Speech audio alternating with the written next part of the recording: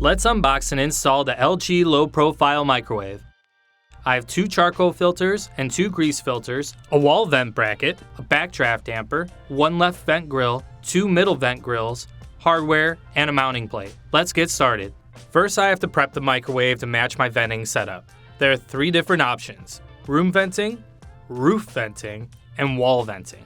The microwave comes pre-installed with room venting. For roof venting, I need to first install different top vents on the microwave.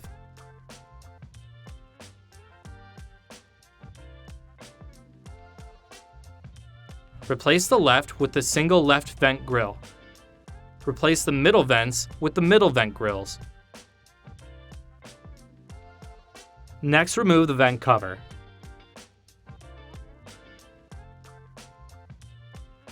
Put together the 2-piece backdraft damper. Use caution when handling, as the edges can be sharp. The damper is pliable if you need to bend it a bit to make it fit. Make sure it moves freely back and forth. Once assembled, attach it to the top, and it's all set for roof venting.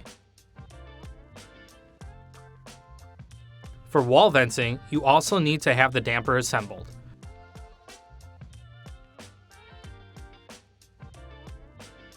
I need to cut out a hole in the back using tin snips.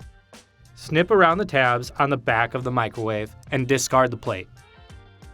Remove the 2 screws behind the motor and install the wall vent bracket.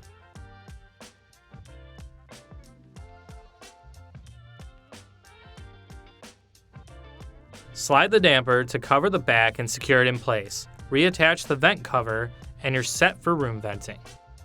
Before installation, measure to make sure your microwave will fit and that you have the correct outlet and distance to plug in the microwave. I'm going to measure the back wall and make a center line for my rear template. I also mark the front of the cabinet for the top template later. The mounting plate should line up with the center line. Cut along the dotted line and take the rear wall template and line it up the center line, taping it to the wall. My markings for A and B are not in any studs, so I need to use the toggle bolts. Pre-drill the holes and then screw them in. They're going to spin in the drywall, so you'll need to hold the back of the plate or the bolt to get them in the wall. I need to secure the plate and find a stud in a hole anywhere in the highlighted C area. Using a stud finder, I can find the stud closest to the center line and mark it for my lag screw. Then I'll secure it into place. I'm finished with the rear template. If I were doing wall venting, I would cut out this section, but for this demo, my microwave is set up for room venting. Double check to make sure that the bracket is level, and then I'm going to move on to the upper cabinet template. Measure from the edge of the cabinet to the center using the same center line that I used for the rear template. Make sure the bottom of the template is facing the rear wall. Drill 2 holes at point J and K for your mounting bolts.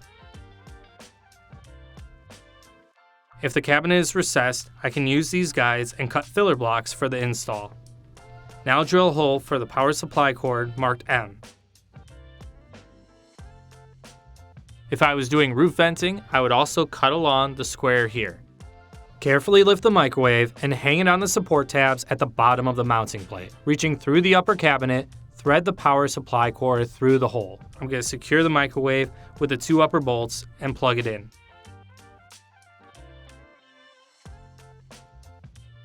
The last thing to do is install the grease filters.